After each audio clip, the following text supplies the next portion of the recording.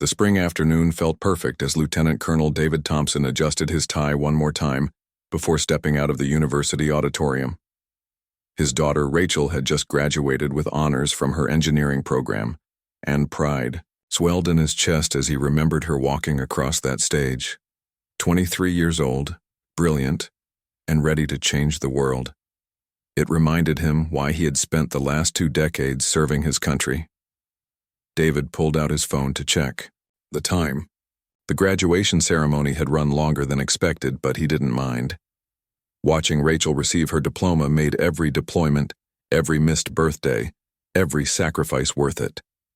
His wife had flown back to their home base earlier that week for a work commitment, so it was just him and Rachel for this special day. "Dad, you coming to dinner or what?" Rachel called out from across the parking lot, her graduation cap sitting crooked on her head, tassels swinging as she walked toward him. "Right behind you, kiddo," David called back, grinning. Even though she was grown up now, she would always be his little girl who used to build towers out of blocks while he was on video calls from overseas. They had planned to celebrate at her favorite restaurant in town, but first David needed to drop off some of Rachel's belongings at her apartment. She had landed a job with a tech company in the city and would be moving there next month. As they loaded boxes into his rental car, David couldn't help but think about how fast time had gone by. The drive through the small college town was peaceful. David had changed out of his dress uniform into civilian clothes after the ceremony, opting for a simple button-down shirt and khakis. He rarely wore his uniform when he wasn't on duty, preferring to blend in during personal time. Old habit from his years in intelligence work. Rachel chattered excitedly about her new job, her plans for the apartment, and her dreams for the future. David listened, occasionally glancing in the rearview mirror out of habit. 20 years in. The military had taught him to always be aware of his surroundings, even during the happiest moments. They stopped at a red light, and David noticed a police car in the next lane. The officer looked over at their car, and David gave a friendly nod. He had always respected law enforcement and believed most officers were good people trying to do a difficult job. The light turned green, and they continued toward Rachel's apartment. "You know, Dad, I never thanked you properly," Rachel said suddenly, her voice softer now. "For what, sweetheart?" "For everything. The discipline you taught me, the way you showed me to work hard for what I want. I know it wasn't easy being away so much, but you made sure I knew you loved me." David felt his throat tighten with emotion. "Rachel, you don't need to thank me for that. Being your father is the greatest honor of my life." As they turned onto Rachel's street, David noticed the same police car from the intersection had been following them for several blocks. It wasn't unusual, he told himself. Small towns had patrol routes, and officers often drove the same streets multiple times during their shifts. He pulled into the parking lot of Rachel's apartment complex and began unloading boxes. That's when he saw the police car slow down and pull into the lot behind them. 2 officers got out and started walking toward them. "Excuse me, sir?" The first officer called out. His name tag read Miller, and he was a stocky man with close-cropped hair and cold eyes. "We need to speak with you." David straightened up, a box still in his hands. "Good afternoon, officers. Is there a problem?"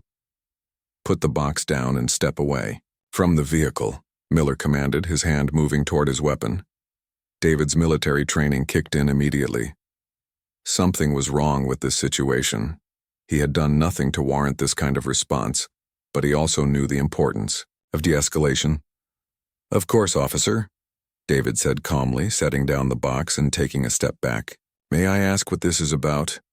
"Dad, what's happening?" Rachel asked, confusion and worry evident in her voice. "It's okay, sweetheart. Just stay calm," David said, keeping his voice steady even as alarm bells rang in his head. "Someone reported a suspicious person casing apartments in this area," Miller said, though his partner looked uncertain about this claim. "You match the description." David knew this was false. They had just arrived and he was clearly helping someone move. But he also knew that arguing with police officers in the heat of the moment rarely led to good outcomes. "Officers, I understand. You're doing your job. I'm Lieutenant Colonel David Thompson with the U.S. Army. This is my daughter Rachel, and I'm helping her move into her apartment. I have identification if you'd like to see it." Instead of de-escalating the situation, David's mention of his military rank seemed to anger Miller further. "I don't care what you claim to be. Keep your hands where I can see them." "Dad, this is crazy," Rachel said, her voice rising with panic. "Rachel, please just stay calm and quiet," David said firmly, using the tone that had commanded respect from soldiers under his command. He turned back to the officers. "I'm going to slowly reach for my wallet to show you my military ID. Don't move," Miller shouted, drawing his weapon. David froze, his hands visible and empty. In that moment, he realized this had nothing to do with any reported suspicious activity. The look in Miller's eyes was one he had seen before, in conflict zones and hostile territories.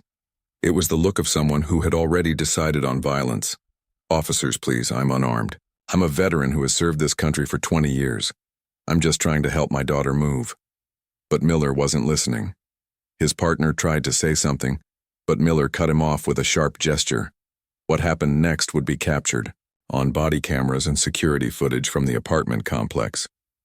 The evidence would show David Thompson, a decorated military officer standing with his hands visible, trying to de-escalate a situation that should never have escalated in the first place.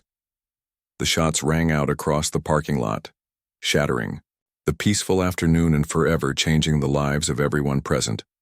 Rachel's screams echoed off the apartment buildings as her father fell to the ground. In the weeks that followed, investigators would discover that Officer Miller had a history of complaints about excessive force, particularly involving people of color. His superiors had repeatedly ignored these warning signs, and now a man who had dedicated his life to serving his country lay fighting for his life in a hospital bed. The graduation day that had started with such joy and promise had become a nightmare that would ripple through the community, the military, and the nation. But David Thompson was a fighter, and his fight was far from over. The hospital waiting room had become a second home for Rachel Thompson over the past 3 days. She sat in the same uncomfortable chair, staring at the same beige walls, waiting for any news about her father's condition.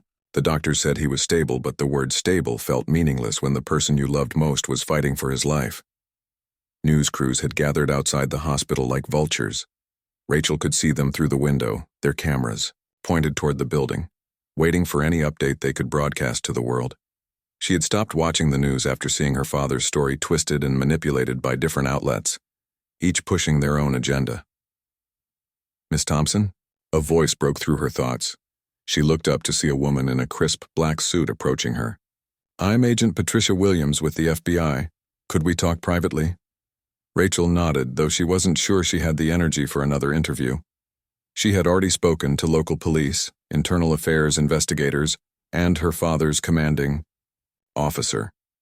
Each conversation felt like reopening a wound that refused to heal. They found a quiet corner in the hospital cafeteria. Agent Williams had kind eyes, which surprised Rachel. Most of the officials she had met seemed more interested in protecting their departments than finding the truth.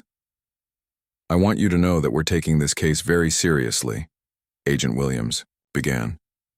"Your father's shooting has triggered multiple federal investigations. The FBI is looking into potential civil rights violations, and the Pentagon has launched their own inquiry." Rachel stirred her coffee absently. "Everyone keeps telling me they're investigating, but that officer is still walking free. He shot my dad for no reason, and he's probably at home having dinner with his family tonight." "I understand your frustration," Agent Williams said, "but I need you to know that we have evidence that contradicts the police department's initial report. The body camera footage tells a very different story than what they claimed happened.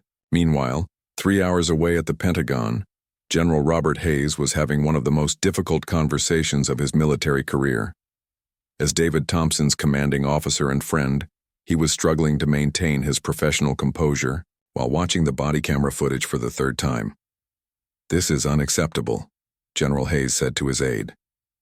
"Lieutenant Colonel Thompson has served this country with distinction for 20 years. He's saved American lives, led critical missions, and this is how he's treated by the very people he swore to protect?" The footage was clear and devastating. It showed David Thompson being cooperative, identifying himself as military personnel, and making no threatening movements whatsoever. It also captured Officer Miller's aggressive behavior and what sounded like racial slurs, though the audio quality made it difficult to be certain. "Sir, the Secretary of Defense wants to make a public statement," his aide informed him. "Good. The American people need to know that we don't abandon our own. David Thompson represents everything good about our military, and we will not let this injustice stand." Back in the small town where the shooting occurred, Police Chief Robert Kane was dealing with the biggest crisis of his career. The phone hadn't stopped ringing since the story broke nationally. Reporters, politicians, and angry citizens all wanted answers he wasn't prepared to give. Chief Kane had worked with Officer Miller for 8 years. He knew Miller had a temper and had received complaints before, but he had always managed to smooth things over. Miller was effective at his job, at least when it came to making arrests and keeping crime statistics down.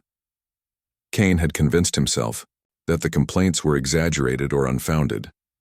Now, sitting in his office with the body camera footage paused on his computer screen, Kane realized he could no longer protect Miller. But he also knew that admitting his department's failures would likely end his own career. "We need to control the narrative," Kane told his assistant. Miller followed protocol. The suspect was acting suspicious and failed to comply with lawful orders. His assistant, a young officer named Jennifer Park, looked uncomfortable. "Chief, I've watched the footage. Thompson was complying. He identified himself and was cooperative throughout the encounter." "Officer Park, I didn't ask for your opinion. I'm telling you how we're going to handle this." But Officer Park had already made up her mind. That evening she would make a phone call that would change everything. She contacted the FBI tip line and provided them with information about Miller's history of excessive force and the department's pattern of covering up misconduct. The story exploded on social media when someone leaked portions of the body camera footage. The video, even without sound, clearly showed David Thompson being shot while posing no threat. Within hours, it had been shared millions of times across different platforms. Rachel watched in amazement as support poured in from around the country. Military families, veterans organizations, and civil rights groups all rallied behind her father's case. She received thousands of messages from people sharing their own stories of injustice and expressing their support for her family. "Your father is a hero," one message read. "He served our country with honor, and we won't let this be forgotten." The pressure became too much for the local police department. After 3 days of nonstop media coverage and public outcry, they were forced to release Officer Miller from duty pending investigation. But this wasn't enough for the growing movement demanding justice. General Hayes appeared at a press conference that would be remembered for years to come. Standing behind a podium with the American flag in the background, he spoke with controlled anger about the attack on one of his officers. "Lieutenant Colonel David Thompson is a patriot who has dedicated his life to protecting this nation," General Hayes declared. "He has served in some of the most dangerous places on earth, always putting the safety of others before his own. The fact that he was shot while helping his daughter move into her apartment is a betrayal of everything this country stands for." The general's words carried weight that local officials couldn't ignore. When a Pentagon spokesperson announced that they were offering full support to the FBI investigation and would be conducting their own inquiry into the attack on military personnel, it became clear that this case would not simply disappear. Officer Miller found himself at the center of a storm he never expected. His union representative advised him to stay quiet and avoid media contact, but the pressure was mounting from all sides. Federal investigators were digging into his background, examining his arrest records and interviewing people he had encountered during his 8 years on the force. What they discovered was a pattern of behavior that should have ended his career years earlier. Complaints of excessive force, particularly against minority citizens, had been repeatedly dismissed or buried by Chief Kane's administration. Miller had been allowed to continue working, despite clear warning signs that he was unfit to serve. As David Thompson slowly began to recover in his hospital bed, the investigation that would determine his shooter's fate was gaining momentum. But the road to justice would prove to be longer and more complicated than anyone initially realized. The system that had failed to protect a decorated military officer would now be tested to see if it could deliver the justice he deserved. The courthouse steps were packed with protesters, media crews, and supporters on the first day of Officer Miller's trial. Rachel Thompson stood beside her father's wheelchair, overwhelmed by the sea of people who had come to show support. David was still recovering from his injuries, his left arm in a sling and his movements slow but determined. "I never expected this many people to care," David whispered to his daughter as they made their way through the crowd. "Dad, you represent something bigger than just one person," Rachel replied, squeezing his good hand. "These people see what happened to you and know it could happen to anyone." Among the crowd were dozens of military personnel in dress uniforms, veterans from multiple wars, and families who had experienced similar injustices. They held signs reading, "Justice for Lieutenant Colonel Thompson," and "Protect those who protect us." Inside the courtroom, the atmosphere was tense. District Attorney Lisa Chang had spent months preparing for this case, knowing that the entire nation would be watching. She had prosecuted difficult cases before, but never one with this much public attention and political pressure. "Ladies and gentlemen of the jury," D.A. Chang began her opening statement. "This case is about a decorated military officer who was shot 3 times while helping his daughter move into her apartment. The evidence will show that Officer Miller used excessive and deadly force against an unarmed, cooperative citizen who posed no threat whatsoever." Miller's defense attorney, James Peterson, had a nearly impossible task. The body camera footage was damning, but he had been hired to create reasonable doubt wherever possible. "My client is a police officer who has served this community for 8 years, Peterson argued. On that day, he believed he was responding to a legitimate threat. Police officers must make split-second decisions in dangerous situations, and sometimes those decisions are difficult to understand from the comfort of a courtroom." But Peterson's argument fell apart almost immediately when D.A. Chang presented the evidence. The body camera footage was played in its entirety, showing David Thompson's calm cooperation and Miller's aggressive escalation. The audio was clear, enough to hear Miller's hostile tone and what experts identified as racial slurs. Dr. Michael Roberts, a use-of-force expert with 30 years of police experience, testified for the prosecution. "In my professional opinion, there was absolutely no justification for the use of deadly force in this situation. Lieutenant Colonel Thompson was complying with all commands and posed no threat to the officers or anyone else." The prosecution also revealed Miller's disturbing history.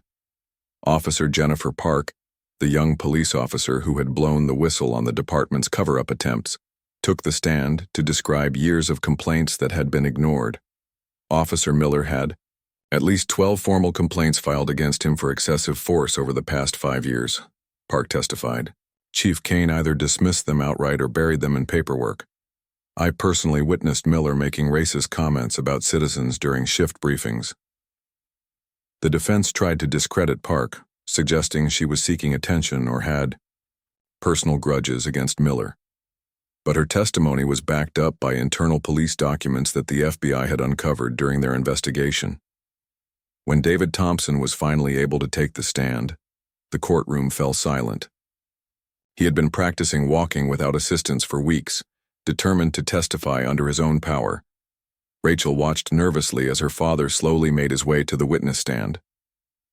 "Lieutenant Colonel Thompson," D.A. Chang began gently, "can you tell the jury about your military service?" David's voice was steady despite his physical limitations. "I've served in the United States Army for 20 years. I've been deployed to Afghanistan twice and Iraq once. I've led soldiers in combat and worked intelligence operations to protect American lives. And on the day you were shot, what were you doing?" "I was helping my daughter move into her apartment after her college graduation. It was supposed to be one of the happiest days of our lives." The defense attorney tried to suggest that David had somehow appeared threatening or had failed to follow police commands. But the body camera footage contradicted every attempt to blame the victim. "Mr. Thompson, you identified yourself as military personnel, correct?" Peterson asked during cross-examination. "Yes, I did. I showed them my military ID and explained that I was helping my daughter." "And you understand that police officers encounter dangerous situations regularly?" David's response was measured but powerful. "Sir, I've spent 20 years in dangerous situations. I've been shot at by enemy forces and have had to make life-and-death decisions under extreme pressure. I understand danger, and I can tell you that there was absolutely no danger in that parking lot except what Officer Miller created." The courtroom erupted in applause, which the judge quickly gavelled down. But David's words had clearly resonated with the jury and everyone present. Dr. Amanda Foster, the trauma surgeon who had saved David's life, testified about his injuries. The lieutenant colonel was shot 3 times. 1 bullet passed through his shoulder, another hit his abdomen, and the 3rd grazed his spine. He nearly died on the operating table twice. These were not warning shots or attempts to disable. This was an attempt to kill. The prosecution also called character witnesses, who painted a picture of David as a dedicated father, respected officer, and man of integrity. His former commanding officer spoke about his leadership under fire and his unwavering commitment to protecting others. General Hayes traveled from the Pentagon to testify on David's behalf. Lieutenant Colonel Thompson represents the best of our military. He's the kind of soldier you want watching your back in combat and the kind of man you want representing your country. The attack on him was an attack on all of us who serve. The defense struggled to present their case. They called other police officers to testify about the dangers of law enforcement. But none could justify Miller's actions given the clear evidence. They brought in their own use of force expert, but he was forced to admit under cross-examination that Miller's response was disproportionate to any perceived threat. Miller himself chose not to testify, which many observers saw as an admission of guilt. His lawyer had advised against it, knowing that Miller's aggressive personality and history of racist behavior would likely damage his case further. The prosecution's closing argument was devastating. D.A. Chang systematically dismantled every defense, claim, and focused the jury's attention on the simple facts. An unarmed, cooperative military officer had been shot 3 times for no justifiable reason. Officer Miller didn't see a threat that day, Chang told the jury. He saw a black man helping his daughter, and he decided that was enough reason to use deadly force. This was not a split-second decision made in fear. This was a deliberate act of violence motivated by prejudice and hatred. The defense's closing was desperate and unconvincing. Peterson tried once more to suggest that Miller had been acting within his authority, but the evidence was too overwhelming. As the jury deliberated, the crowds outside the courthouse grew larger. Military families, civil rights activists, and ordinary citizens who had been moved by David's story waited anxiously for a verdict. Rachel sat with her father in a nearby hotel room, both of them trying to prepare for whatever the jury might decide. "Whatever happens, we've done everything we could," David told his daughter. "The truth is out there now, and people know what really happened." After 18 hours of deliberation, the jury reached their verdict. The nation held its breath as they prepared to deliver justice for Lieutenant Colonel David Thompson. The courtroom was so quiet you could hear people breathing as the jury foreman stood up with the verdict. Rachel Thompson gripped her father's hand tightly, feeling his fingers tremble slightly despite his outward calm. David had faced enemy fire in foreign countries, but waiting for this verdict felt like the longest moments of his life. "On the charge of attempted murder in the 1st degree, we find the defendant guilty," the foreman announced. The courtroom erupted. Some people cheered, others cried, and a few family members of Officer Miller stormed out in anger. Rachel felt tears streaming down her face as she looked at her father, who closed his eyes and took a deep breath. "On the charge of violation of civil rights under color of law, we find the defendant guilty. On the charge of assault with a deadly weapon, we find the defendant guilty." Each guilty verdict hit like a hammer blow. Miller sat at the defense table, his face pale and expressionless. For 8 years he had believed he was untouchable, protected by his badge and a system that had always covered for him. Now that system had finally failed him. Judge Patricia Williams called for order. In the courtroom, "The jury has spoken and justice has been served today. However, our work is not finished. The sentencing phase will begin next week." Outside the courthouse, the scene was unlike anything the small town had ever witnessed. Hundreds of people had gathered to hear the verdict, and news of the guilty verdict spread quickly through the crowd. Military personnel in uniform saluted as David was wheeled out, and veterans wept openly as they saw justice finally being served. General Hayes, who had flown in from Washington to hear the verdict, approached David with tears in his eyes. "Son, you've served your country with honor for 20 years, and today your country served you with justice. But the most difficult part was still to come. The sentencing phase would determine Miller's punishment, and both sides knew the stakes couldn't be higher." D.A. Chang had decided to seek the death penalty under federal hate crime statutes. It was a controversial decision that divided public opinion, but she believed Miller's actions warranted the ultimate punishment. This wasn't just an attack on Lieutenant Colonel Thompson, Chang explained to reporters. This was an attack on our military, our justice system, and our fundamental belief that all people deserve equal protection under the law. The defense team fought desperately to save Miller's life. They brought in family members to testify about his childhood, his service to the community, and his role as a father, but their efforts were undermined by the mountain of evidence showing Miller's pattern of racist behavior. During the sentencing hearing, David Thompson once again took the stand. This time, he spoke not just about that terrible day, but about what it meant to serve a country that had failed to protect him. "Your Honor, I've spent 20 years defending American values around the world," David said, his voice stronger now than it had been during the trial. "I've seen what happens when justice fails, when people lose faith in their institutions. What Officer Miller did to me was terrible, but what's even worse is that it was allowed to happen because good people stayed silent."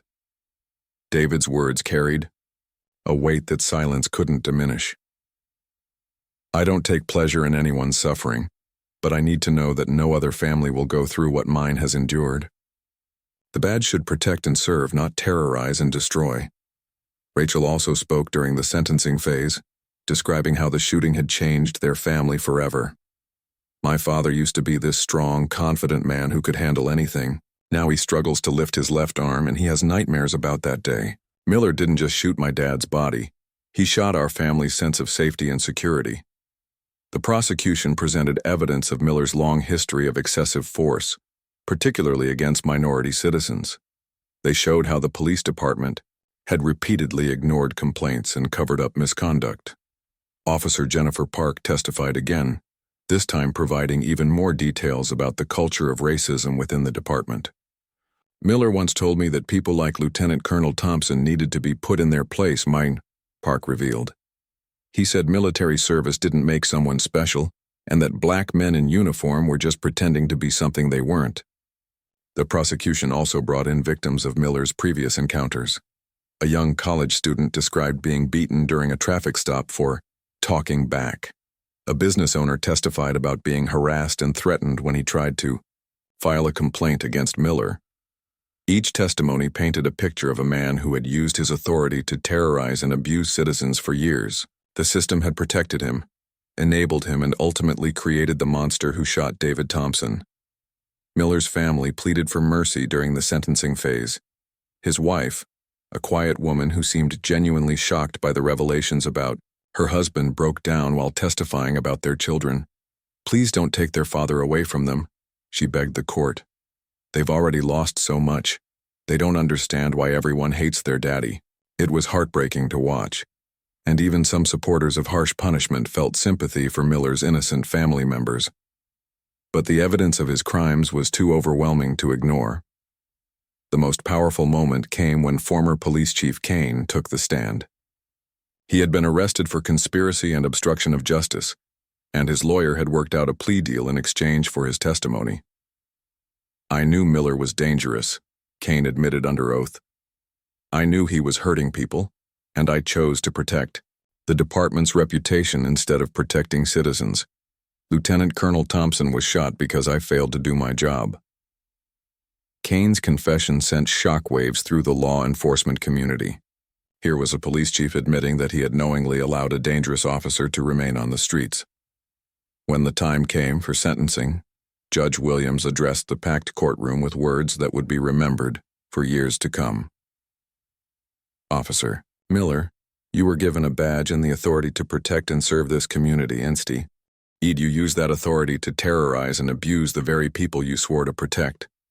Your actions have brought shame on law enforcement and betrayed the trust that citizens place in police officers.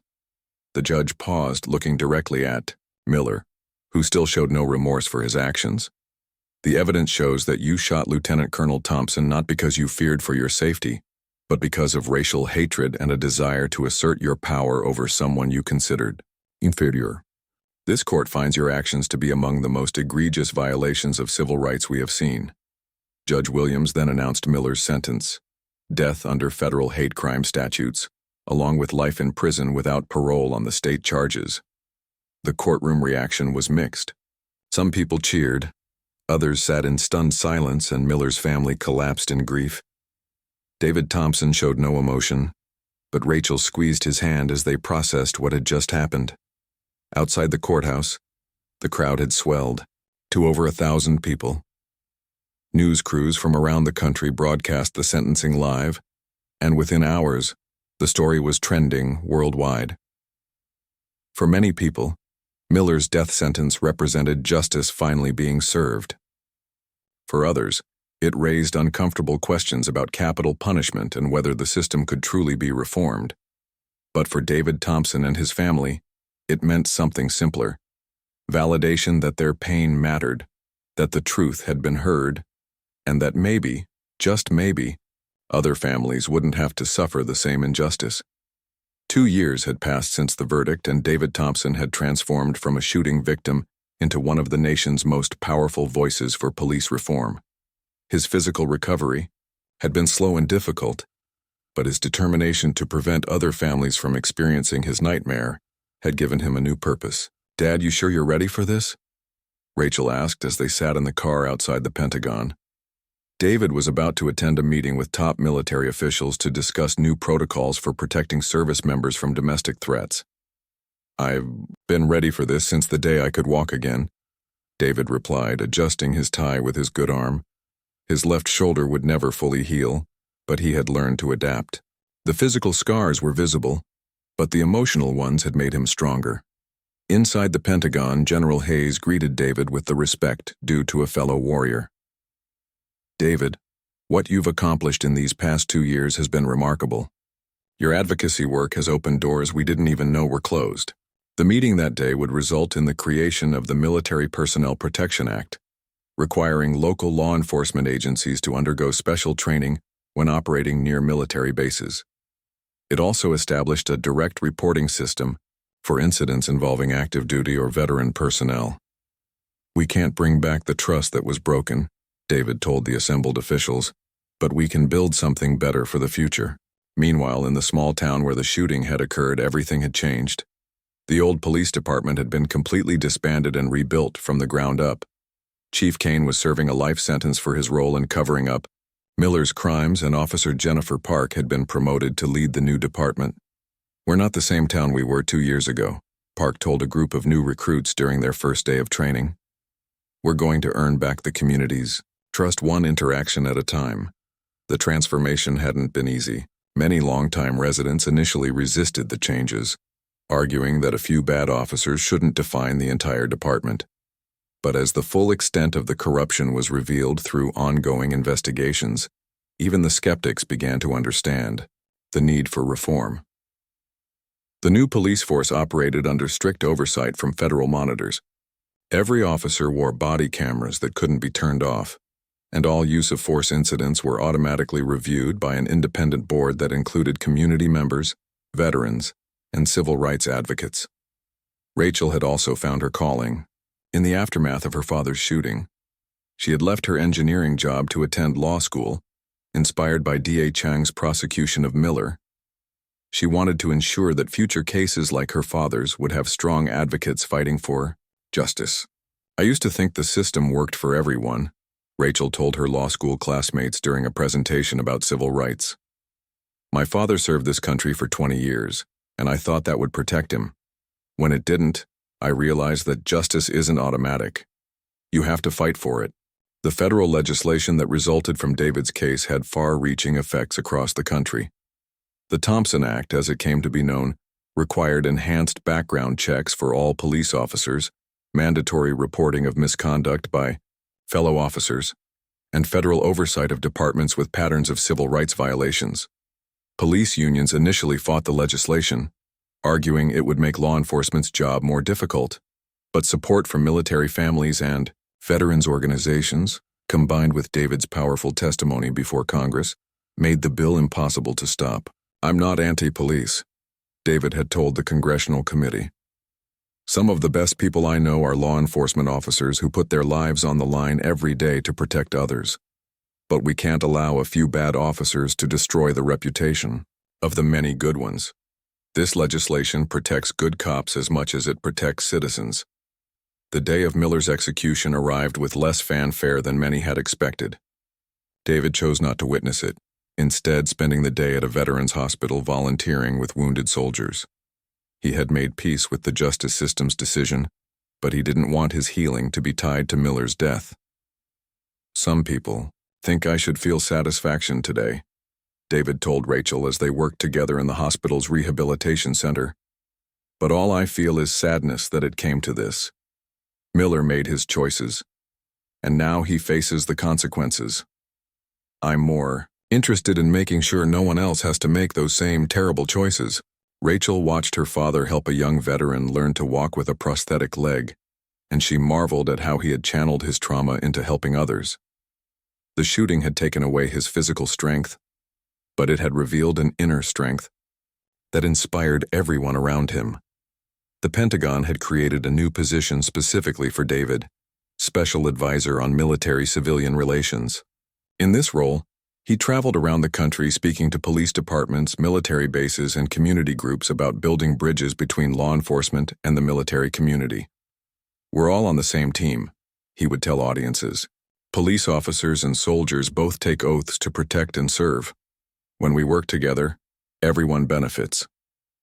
His message resonated particularly strongly with younger officers who had grown up seeing the divisions between communities and police. Many departments specifically requested David's training programs, recognizing that his unique perspective could help prevent future tragedies. The small town's transformation had become a model for police reform nationwide. Delegations from other cities came to study how they had rebuilt their department from scratch. The new police force had one of the highest community satisfaction ratings in the state, and crime rates had actually decreased under the reformed system. "Trust is the foundation of effective policing," Officer Park explained to a group of visiting officials. "When the community trusts you, they help you solve crimes and prevent problems before they start. Fear-based policing creates more problems than it solves." The changes weren't just happening in law enforcement. The case had sparked a broader conversation about how society treats its veterans and service members. New programs were created to help military personnel transition to civilian life, and employers were given incentives to hire veterans. David's story had become required reading at military academies, police training centers, and law schools across the country. Students studied not just what had gone wrong, but how the system had ultimately corrected itself through the work of dedicated individuals who refused to accept injustice. The system didn't fail because it was designed to fail, David would tell these students. It failed because good people stayed silent when they should have spoken up. The system only works when we all take responsibility for making it work. 5 years after the shooting, David was invited to speak at Rachel's law school graduation. As he watched his daughter receive her law degree, he thought about how much their family had endured and overcome. "I'm proud of the lawyer you're becoming," he told Rachel after the ceremony, "but I'm even prouder of the person you've always been." Rachel smiled and hugged her father. "You taught me that service doesn't end when you take off the uniform. Sometimes the most important battles are fought right here at home." As they walked across the campus together, David reflected on the long journey from that terrible day in the apartment parking lot to this moment of hope and possibility. The shooting had ended one chapter of his life, but it had also begun another. He was still serving his country, just in a different way. The legacy of David Thompson's case would continue for generations, reminding future law enforcement officers, military personnel, and citizens that justice requires constant vigilance and the courage to stand up for what's right, even when it's difficult.